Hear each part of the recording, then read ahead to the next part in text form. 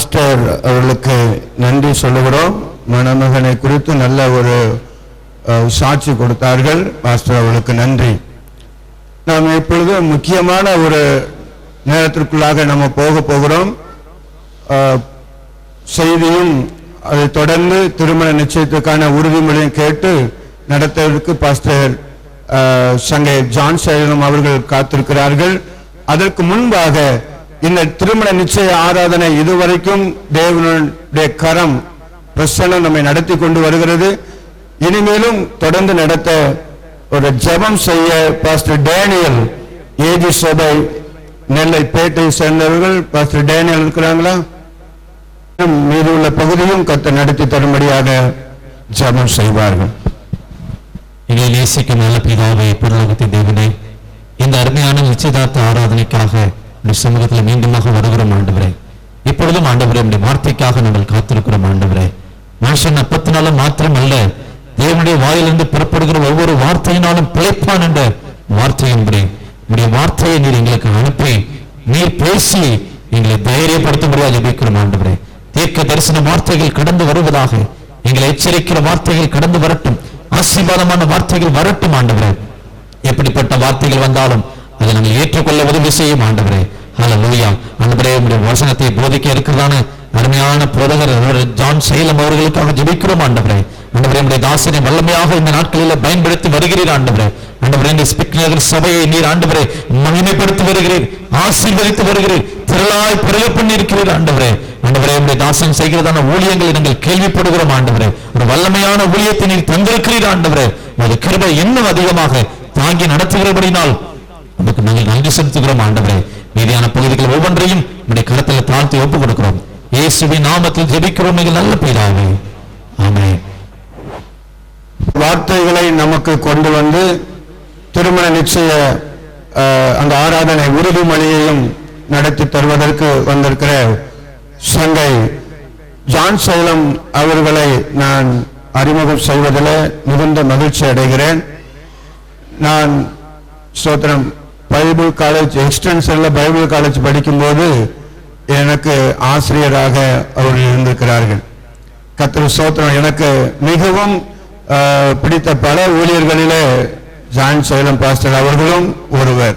கர்த்தர் ஸ்தோத்திரம் உண்டாகட்டும். நல்ல தாழ்மை உள்ளவர்கள், அன்பாக பேசுகிறவர்கள். கடிந்து ஒருத்தரை நாம் பேசியது வரைக்கும் அவர்களை பார்த்தது கிடையாது. கர்த்தர் ஸ்தோத்திரம் உண்டாகட்டும். அவர்கள் ஸ்பிக் நகர்ல இருக்கிற ஏஜி சபையின் தலைமை போதகராக இருக்கிறார்கள். இன்னும் கோயில்பட்டி மண்டலத்தில் அவங்க பிரஸ்பிட்டராகவும் இருக்கிறார்கள். இந்த திருமண நிச்சய ஆராதனை நடத்துவதற்கு நான் யோசித்த பொழுது கர்த்தர் ஸ்தோத்திரம் உண்டாகட்டும், எங்கே மணமகன் வீட்டு சார்பில் இருக்கிற அவருடைய தகப்பனார் அவர் ஒரு தலைமை போதகர், அவர் ஒரு பிரஸ்பிட்டராக இருக்கிறாங்க தாளையூத்தூர் பகுதியில். கர்த்தர் ஸ்தோத்திரம் உண்டாகட்டும். ஆகவே நான் ஒரு எளிய ஊழியக்காரன், அதனால தலை இருக்கும்போது வாள் ஆடக்கூடாதுன்னு சொல்லுவாங்க. அதனால அவங்களுக்கு முன்னால நம்ம நடத்த முடியாது என்று நான் யோசித்து கொண்டு இருக்கும்போது இங்கே மணமகனுடைய தகப்பனராக அவங்க இருக்கிறாங்க, அவங்களும் நடத்த முடியாத சூழ்நிலை இருக்கும்போது இன்னொரு ஊழியக்காரரை நாம் அழைத்து வருவோம் என்று யோசித்த பொழுது பாஸ்டர் அவர்களும் சரி என்று சொல்லி பாஸ்டர் அவங்க ஜான் சைலன் பாஸ்டர் அவர்களை அணுகின பொழுது சரி என்று அவர்கள் இங்கே வந்திருக்கிறார்கள். கர்த்தருக்கு மகிமை. இப்பொழுதும் நாம் கர்த்தருடைய வார்த்தைகளை கேட்க போகிறோம். அந்த செய்தியை கொண்டு வருகிற பாஸ்டர் ஜான்சன் அவர்களை கரங்களை தட்டி நாம் வரவேற்போமா. ஆண்டவருடைய நாமம் மகிமைப்படுவதாக. இயேசுவின் நாமத்தில் உங்கள் எல்லாரையும் நான் வாழ்த்துகிறேன். மேடையில் அமர்ந்திருக்கிற பாஸ்டர் மாணிக்கராஜ் அவர்களுக்காக, அவருடைய குடும்பத்திற்காக கர்த்தரை துதிக்கிறேன். மற்ற போதகர்கள் எல்லாருக்காக நான் கர்த்தரை துதிக்கிறேன். இந்த ஸ்தல சபையின் போதகர் பாஸ்டர் அருள்ராஜ் அவர்களுக்காக ஆண்டவரை துதிக்கிறேன். பாஸ்டர் மாணிக்கராஜ் அவர்கள் சில நாட்களுக்கு முன்பாக என்னுடைய மகனுடைய என்கேஜ்மெண்ட் இருக்கிறது, நீங்கள் வந்து அதை நடத்தி தர வேண்டும் என்று சொல்லி அன்போடு அழைத்தார்கள். ஆகவே இன்றைக்கு உங்கள் நடுவில் நிற்க ஆண்டவர் அனுகிரகம் செய்தார். ஆண்டவருடைய நாமம் மகிமைப்படுவதாக. பாஸ்டர் மாணிக்கராஜ் அவர்களோடு பல வருடங்களாக ஊழியத்திலே பழக, ஆலயத்திலேயும் போய் ஊழியங்களை செய்ய ஆண்டவர் அடியனுக்கு வாய்ப்புகளை தந்திருக்கிறார். அவர்களும் ஒரு மண்டல போதகராய் இருப்பதை குறித்து நான் சந்தோஷப்படுகிறேன். பாஸ்டருடைய மகன் கிராண்டுடைய இந்த என்கேஜ்மெண்ட் நான் நடத்துவேன் நினைக்கல, ஆனாலும் ஆண்டவர் இந்த வாய்ப்பை தந்தார். அவர்களுக்காக கர்த்தரை துதிக்கிறேன். நான் இங்கே புறப்பட்டு வரும் பொழுது என் மகளும் ட்ரினிட்டி பைபிள் காலேஜில் படிச்சவ தான். ஆகவே இந்த என்கேஜ்மெண்ட்டுக்கு நான் போகிறேன் அப்படின்னு சொன்ன போது அவளுக்கும் ரொம்ப சந்தோஷம். மணமகளுடைய பேர் அவ தான் எனக்கு சொல்லி ஞாபகப்படுத்தி விட்டா. ஆகவே அது இன்னும் ஞாபகத்தில் இருக்கிறது விமலான்னு சொல்லி. ஆகவே விமலாவுக்காகவும் நான் ஆண்டவரை துதிக்கிறேன். ஒரு வசனத்தை யாராவது சத்தமாய் வாசியுங்கள். யாக்கோபு 1ஆம் அதிகாரம் 17வது வசனம். வேதாகமம் வைத்திருக்கிறவர்கள் யாராவது ஒருவர் சத்தமாய் வாசியுங்கள். யாக்கோபு 1ஆம் அதிகாரம் 17வது வசனம். நன்மையான எந்த ஈவும் பூரணமான எந்த வரமும் பரத்திலிருந்து உண்டாகி ஜோதிகளின் பிதாவினிடத்திலிருந்து இறங்கி வருகிறது. ஆண்டவருடைய நாமம் மகிமைப்படுவதாக. நன்றாக கவனியுங்கள்.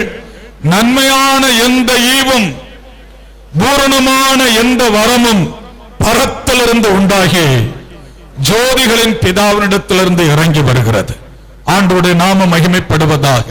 நமக்கு என்ன தேவையோ அதை காலாகாலங்களில் வேளா வேளைகளில் சமயம் தப்பாதபடி நாம் சேவிக்கிற ஆண்டவர் நமக்கு தருகிறார். அல்லேலூயா, ஆமென். இயேசு கிறிஸ்துவை சேவித்தால் சில நன்மைகள் கிடைக்காது என்று சொல்வார்கள்.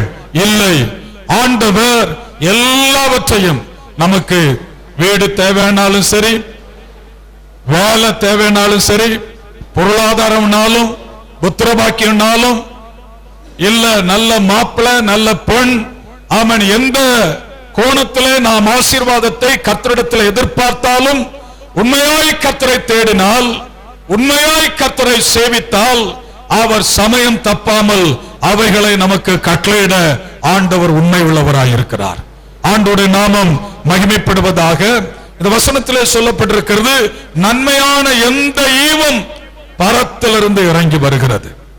இந்த பரிசுத்த வேதாகமத்திலே 4 விதமான ஈவுகள், ஈவு என்று சொன்னால் ஆங்கிலத்திலே கிஃப்ட் என்று சொல்லப்படுகிறது. 4 விதமான ஈவுகள் வேதாகமத்திலே சொல்லப்பட்டிருக்கிறது.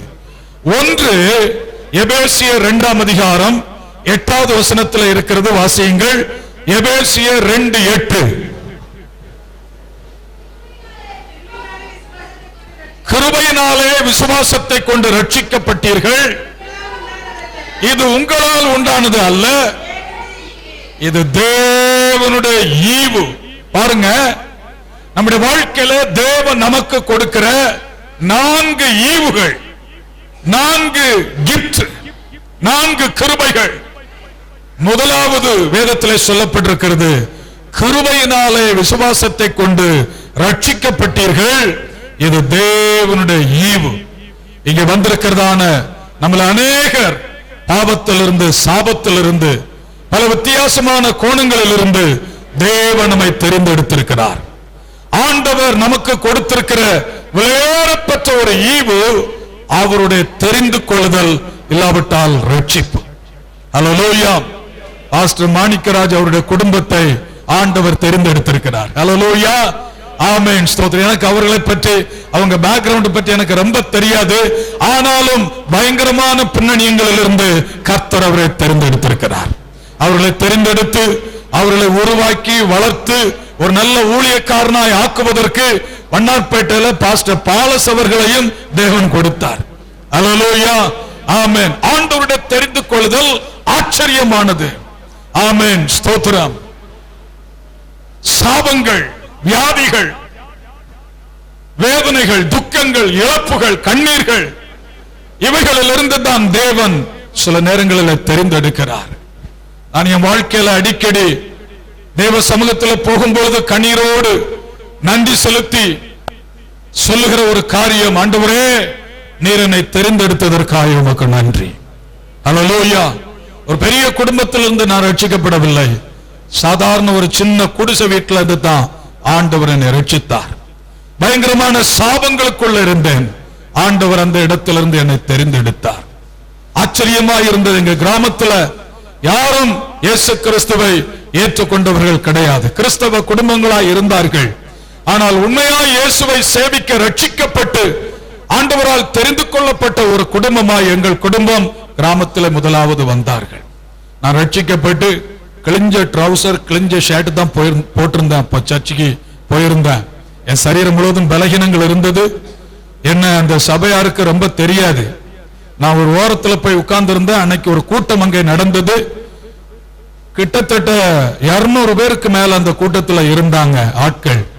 ஒரு ஊழியக்காரர் பிரசங்கிக்கும் போது பிரசங்கத்தை முடித்து நேர கீழே இறங்கி வந்து கிழிஞ்ச ட்ரவுசர் கிழிஞ்ச ஷர்ட், சரீரத்தில் பலவீனம். நான் சரியா கூட தலை செய்விருக்க மாட்டேன். அப்படி ஓரத்துல உட்கார்ந்து இருந்த என்கிட்ட நேர வந்து என் தலையில கை வச்சு, தமிழ்நாட்டில் ஆண்டவர் உன்னை ஒரு ஆவிக்குரிய தலைவனாய் மாற்றுகிறார் என்று சொன்னார். எனக்கு அந்த வார்த்தையினுடைய அர்த்தம் கூட அப்ப தெரியாது. ஆனா இன்றைக்கு தேவன் அதை நிறைவேற்றி இருக்கிறார். அதற்காக நான் கர்த்தரை துதிக்கிறேன். ஆமென். ஆண்டவருடைய தெரிந்து கொள்ளுதல் ஆச்சரியமானது. ஞானிகள் அநேகர் உண்டு, பட்டதாரிகள் அநேகர் உண்டு, படித்தவர்கள் உண்டு, பர்சனாலிட்டி உள்ளவர்கள் உண்டு நம்முடைய குடும்பங்களில். ஆனால் ஆண்டவர் உங்களையும் என்னையும் தேவன் தெரிந்தெடுத்திருக்கிறார். அல்லேலூயா. நான் SSLC எத்தனை தடவை எழுதினேன்னு எனக்கே ஞாபகம் இல்லை. அல்லேலூயா. கடந்த 2 நாட்களுக்கு முன்னால என் ஆபீஸ்க்கு தூத்துக்குடியில இருந்து ஒரு பாஸ்டர் என்ன பார்க்க வந்தார். அவர் ஹேண்ட் ரைட்டிங் அவர்கிட்ட கொஞ்சம் எழுத சொல்லி சொன்னேன். அவர் அழகா எழுதினார். அப்போ ஏன் ஹேண்ட் ரைட்டிங் நல்லா இருக்கும்?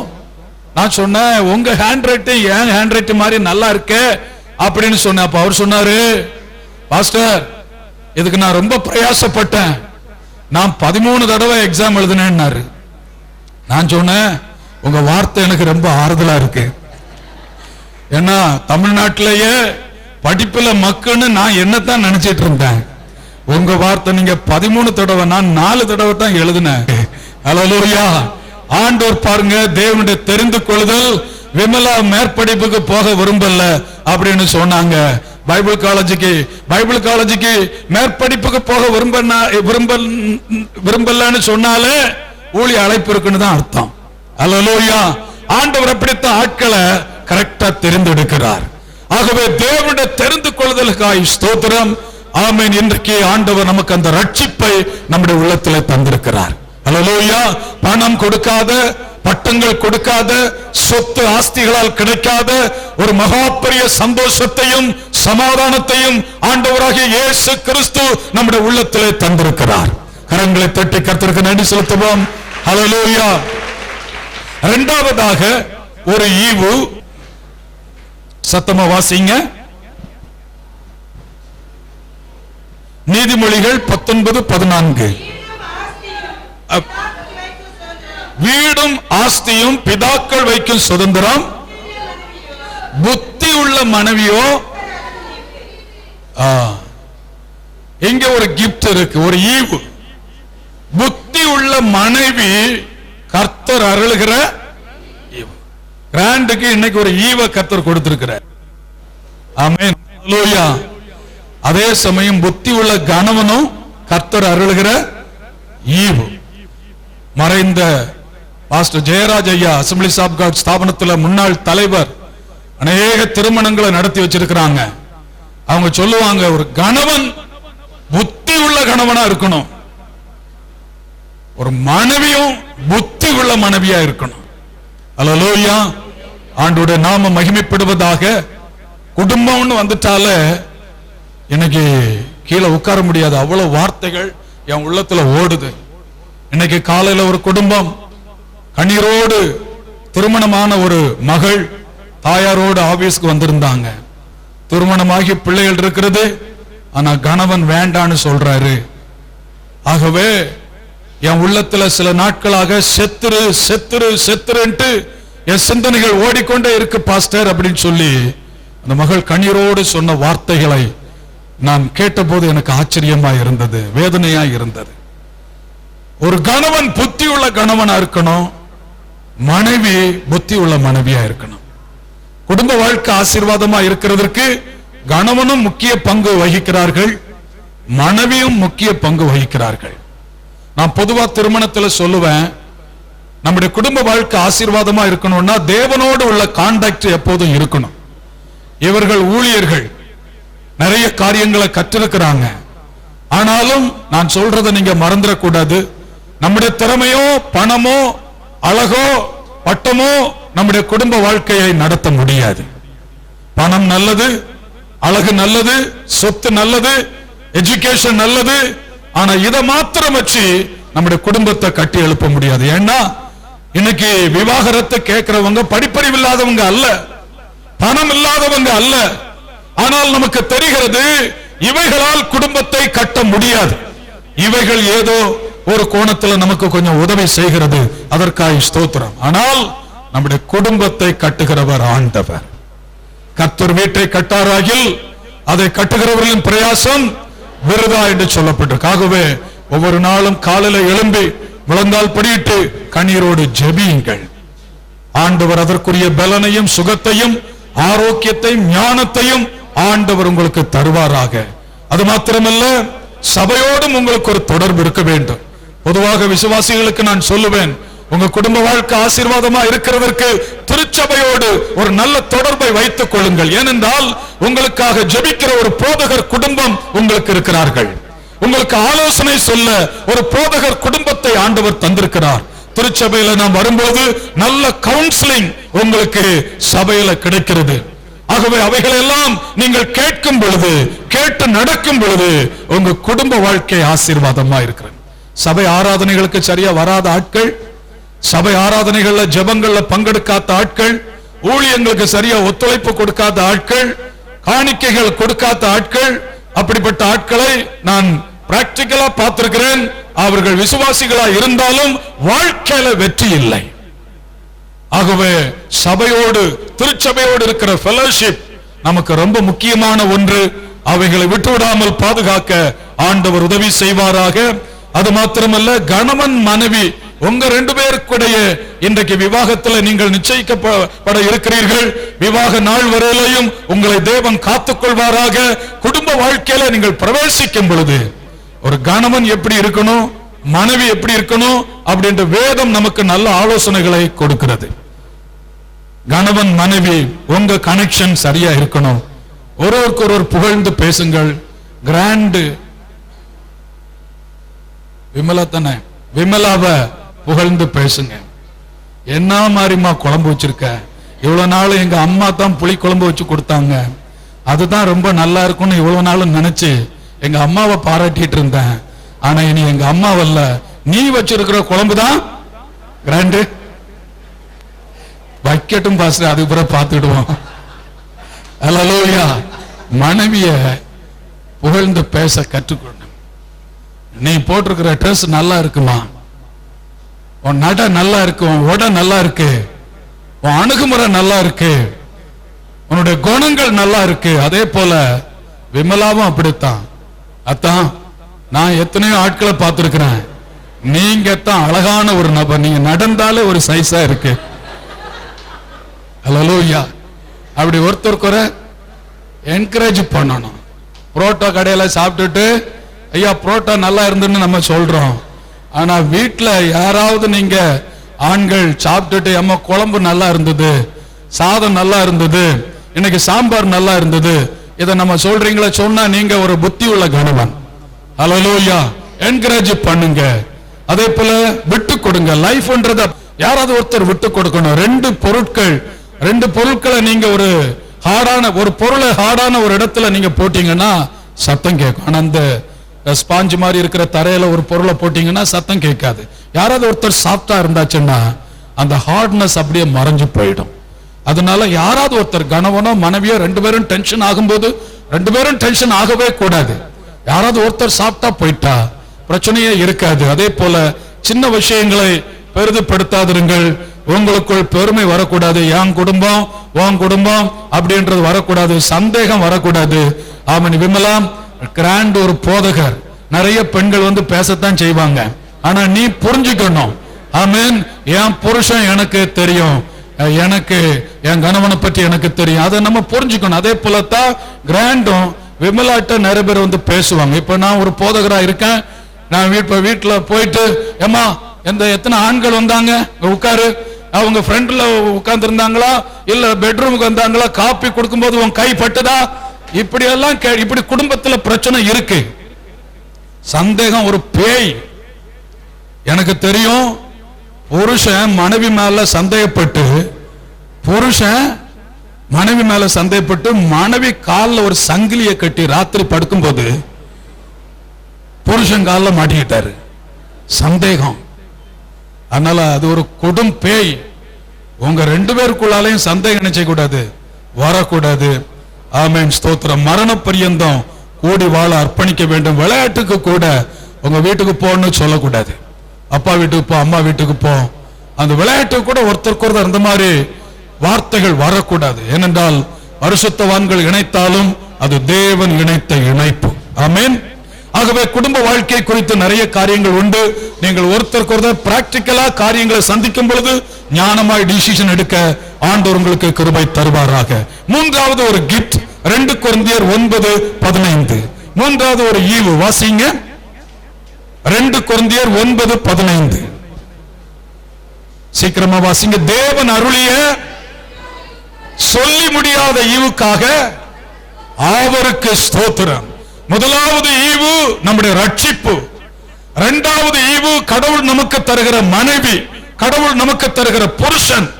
அல்லேலூயா, ஆண்டவருடைய நாமம் மகிமைப்படுவதாக.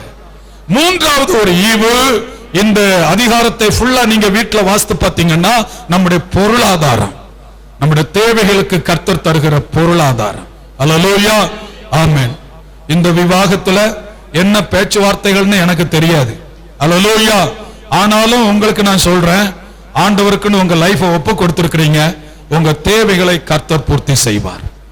அல்லேலூயா. என்னுடைய பாலிசி, நான் என் கையின் கீழே 100க்கும் மேற்பட்டவங்க படிச்சிருக்கிறாங்க, இன்னைக்கும் கத்து கொடுத்துட்டு இருக்கேன். எங்க சபையில இருந்து 60க்கும் மேற்பட்ட முழு நேர ஊழியர்கள் எழும்பி இருக்கிறாங்க. அவங்க எல்லாருக்குமே நான் சொல்லுவேன், நம்ம தேவைகளை இன்னொரு மனுஷனிடத்துல போய் சொல்லக்கூடாது. அல்லேலூயா, ஆமென். ஆண்டவரிடத்துல சொன்னால் நீங்க மனுஷனிடத்துல சொல்றதை விட அதிகமா கிடைக்கும். அல்லேலூயா, ஆமென். ஆகவே உங்க தேவைகளுக்கு கர்த்தரை சார்ந்திருங்கள், ஆண்டவர் உங்கள் தேவைக்கு அதிகமாய் தருவார். அல்லேலூயா. உங்களுக்கு என்ன தேவையோ ஆண்டவர் அதை தருவார். உங்க ஊழியத்திற்கு என்ன தேவையோ ஆண்டவர் அதை தருவார். ஆமென். ஆண்டவர் நம்முடைய தேவைகளை அறிகிற கர்த்தர். அல்லேலூயா.